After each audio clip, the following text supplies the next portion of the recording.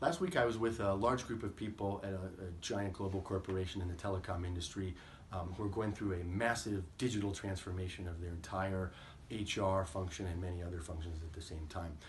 And what they were struggling with was how to push that change throughout the organization. It wasn't so much the digital technology that was really the challenge, but it was actually how to make those changes actually be adopted by the people in the company.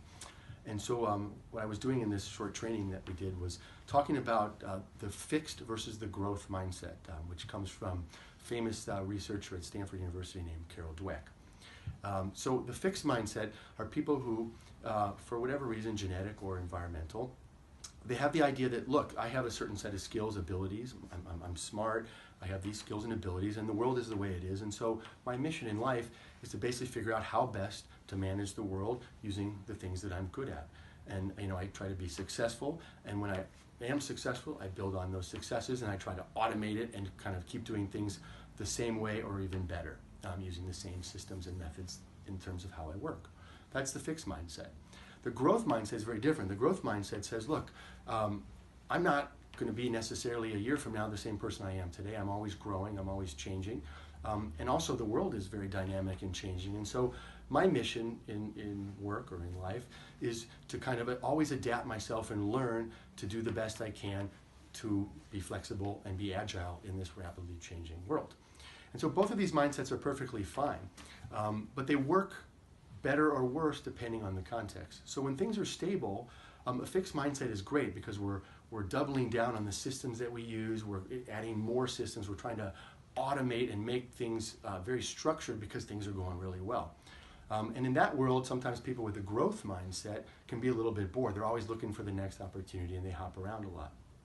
But in a very dynamic world of change, where nothing stays the same, it's the growth mindset people that have their day, right? Because they're seeing the world has changed, they themselves are very agile and flexible, and so they love it. But it's the people with the fixed mindset that are super challenged. Why? Because they're used to doing things a certain way, and now the world is changing, and now many of the ways of working that they've had in the past that have made them successful don't apply. And so it's very uncomfortable. And so the idea is how do we get around that when we have to do massive change in a world now that's incredibly dynamic? And so what I was talking about with these executives was the idea that things like design thinking, agile and lean methods, all these new sort of design methods, in a sense, help people with a fixed mindset be creative and innovative when it's not their natural ability.